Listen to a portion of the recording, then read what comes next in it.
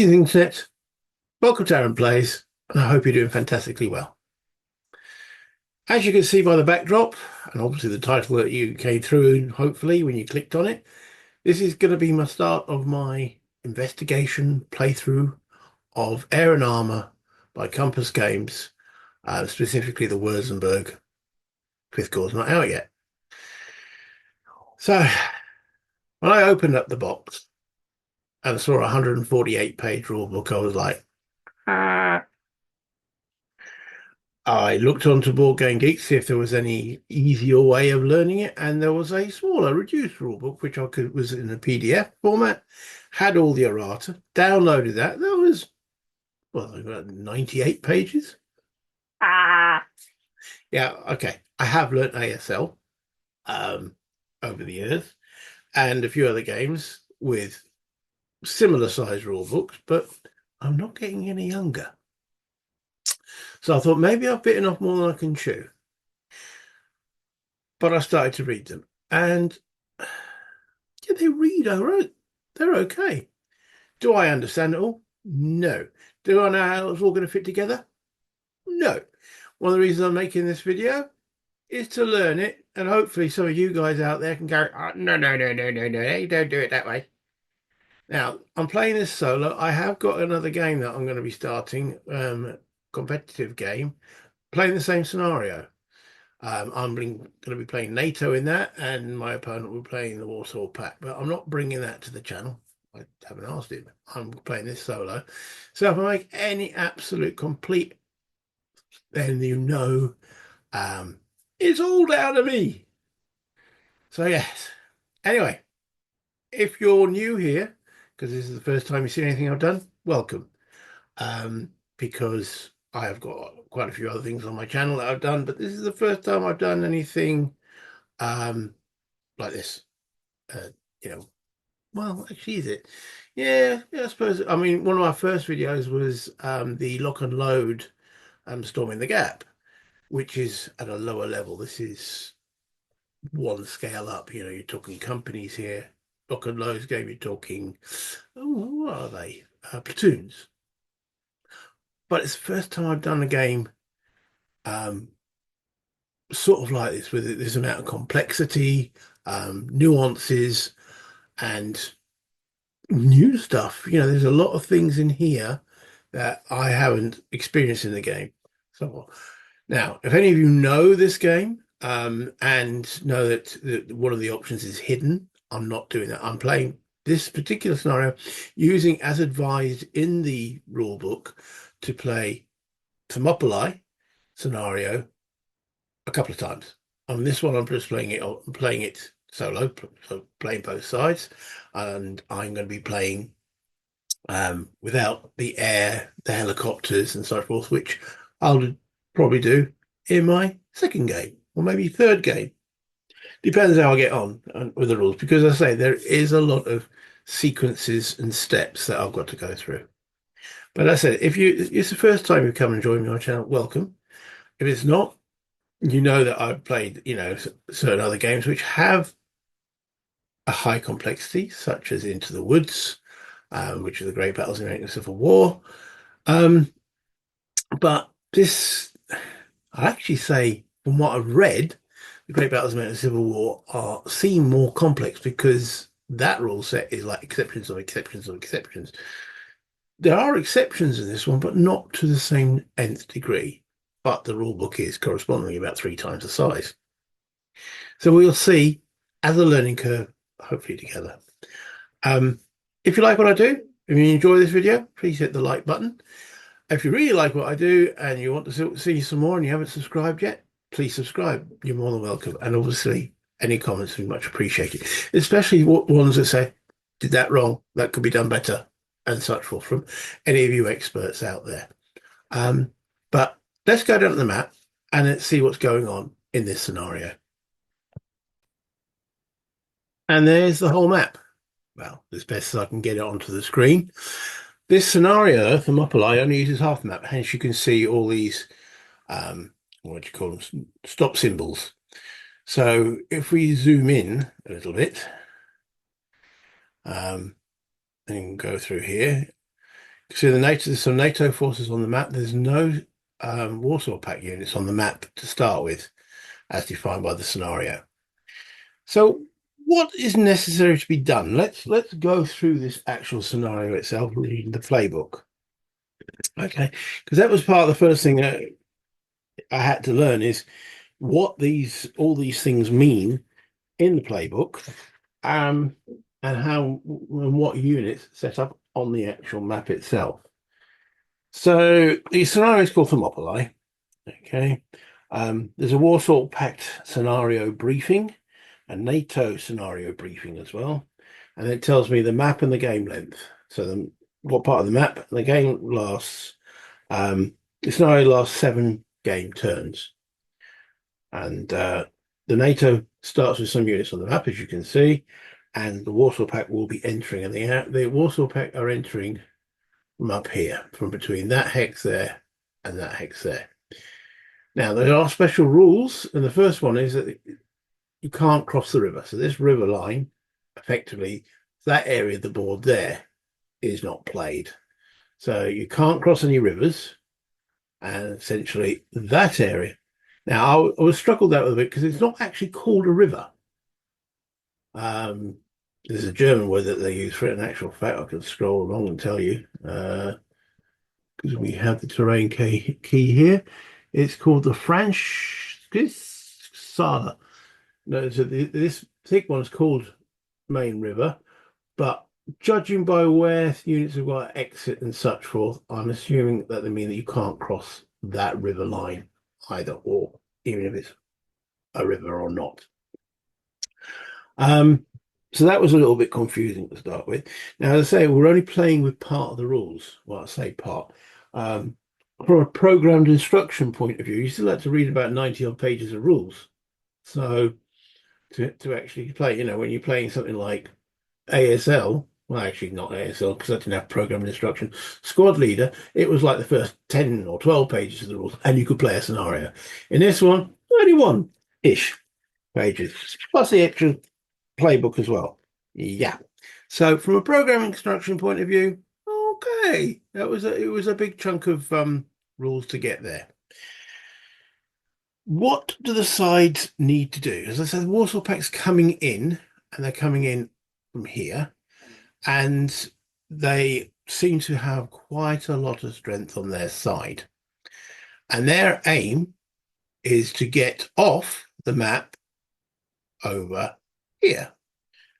Right, hold on there. I'm sort of, I can use this annotation stuff. Right, so they're trying to get off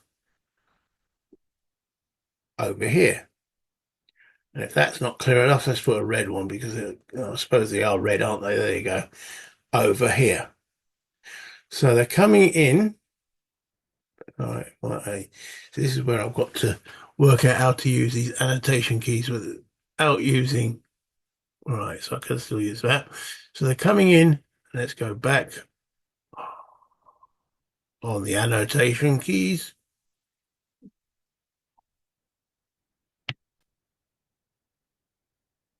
They're coming in from here, and they're going to have to drive this way. Now notice these lines have stayed because of the map screen, but let's just move that down. So, and they've got to go off there. So they've got a bit of a way to go. So let's erase all that. Okay, and move that back up there. So they're coming in there, and they've got 7 turns to get through effectively.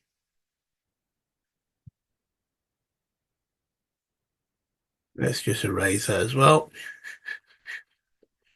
Okay, the best line of defense for NATO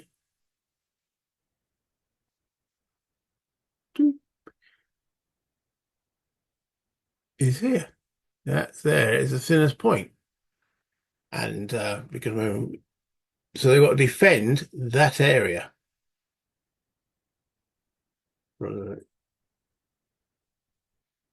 because the Soviets want to get, or I say Soviets, they're actually East Germans, we need to get off between those 2 points. In 7 turns, there's a long way to go.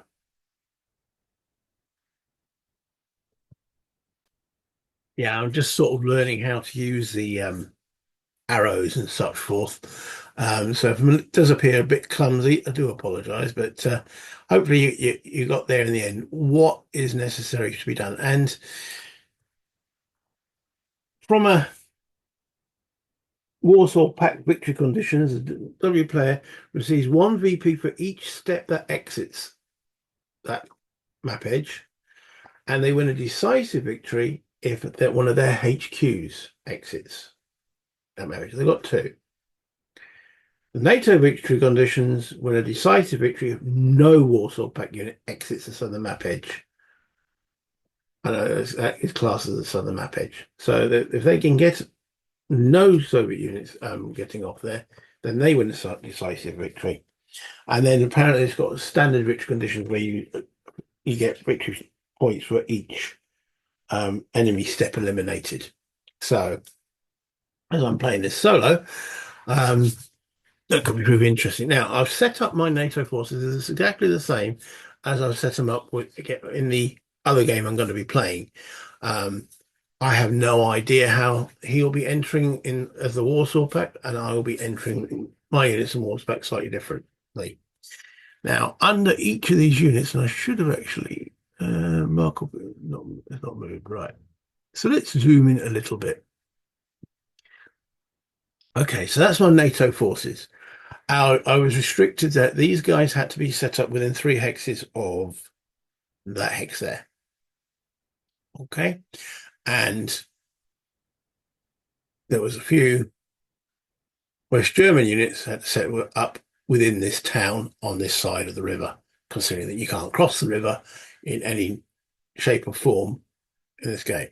Looking at the map, there's not that much different terrain. You've got open, you've got light woods, heavy woods, and you've also got urban, and there's some like different road types, minor roads, major roads, autobahn. I don't think these are called major roads. There's a specific name for them, which I can't remember off the top of my head. You might tell me here. Bundesstraße, minor road, and such forth. Quadrant boundaries, you've got slopes and impassable slopes in places. So the thick brown ones are impassable, so a unit can't move from there to there, but it can move from there to there. But considering most of that is down the other side of the map, let me just zoom it out a bit. Okay, so that was the restrictions. Now, going into a little bit of detail, these unit counters, the best way to view them as they are based are counters that carry steps. Now, underneath these, I've got them sort of grayed out or greened out, whichever way you want to look at it, to show how many steps are in that particular unit. The first concept I had to get my head around is when you look at these, you've got 2 numbers, and the second number is not its movement. That's its defense. And the first number is its attack. So the movement is determined by whatever operation you do, which we'll go through once we start doing operations and cycles and such forth. And so I just want to give a brief overview. So each of my units has a step strength on it, and you put a counter on top of that step strength. If I wanted to, with this counter, it's got 2 steps in it, I could, as long as I've got a spare unit counter, detach 1 step off. If you look at one of my infantry units here, this has got 3 steps in it. Again, I could detach 2 off as long as I've got counters available to do that. Now, each actual formation has a certain amount of counters. So if I show you on, now can I show on this NATO TOE? Right, here we go. So we're only playing. Oh, didn't mean to do the whole thing. Right. So my guys are the 3rd Brigade, US 3rd Infantry Division. Okay. It tells me that I had, you can see I've got one, two, still 5 counters with a total of 8 steps between them. I have used 3 counters, still have 2 left over. Same with my armor, 4 steps total between 3 counters. I've got 2 counters on the map. Okay. Now, when you start playing with hidden information, which I will be with my opponent, he won't know how many steps I've got. When I've sent this actual picture to him, file set up, when he opens it up as a Warsaw Pact, he will only see my counters there. He won't see the little green border behind them. And subsequently, when we do, he does the Soviet units. When I'm playing this solo, which you'll see when I actually bring on the Soviet, you'll see Soviet counters, strength points underneath. Unless I play, which I mentioned right at the beginning, totally hidden mode, where you don't know what side's got and each side's got. And you can play totally hidden mode between the players. And that, again, is another discussion to come to. As you can see, my setup here, I've got me dice, because I like rolling real dice rather than vassal dice. And because, I could click that, it gives me a note. Yeah, I just don't like it. But these, down they go, boom. That's it when they're cocked, of course. Well, it wasn't cocked, it's just a weird angle. All right. Do I need to go anything more detail than that at the present moment? I said there's not much units on the board. I wanted to give a brief overview of what is going to happen. I haven't decided yet as the Soviets where I'm going to attack. The Soviets will be going first, entering the map. And I assume that the Americans will be moving to block the actual area of the map. And hence, I can understand the name of the scenario now, because between those 2 rivers isn't it effectively a narrow pass, isn't it? Thermopylae. Okay. So that's the introduction. As I said, I'll go in more detail of the rules as we go through. Let's go back up to me at the top.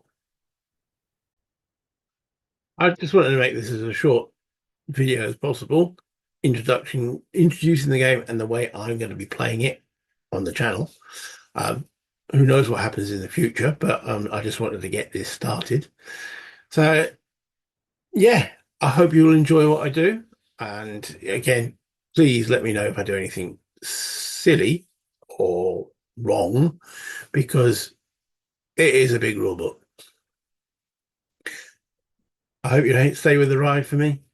Stay on the ride with me. What I've seen so far, just by reading the rules, the examples of play in the rule book are magnificent. The short and abbreviated rule book doesn't have the examples of play. That's probably how they managed to trim down the rules, and they cut a bit of the verbiage out. The overall, my initial feeling is I'm excited to play it. If I wasn't excited to play it, I wouldn't be bringing it into the channel anyway. So, and I hope you guys will thoroughly enjoy what I do with this game. So until next time, you can hit the like if you enjoyed the video, subscribe if you haven't done so already, and remember, play games, have fun. Bye, Internet.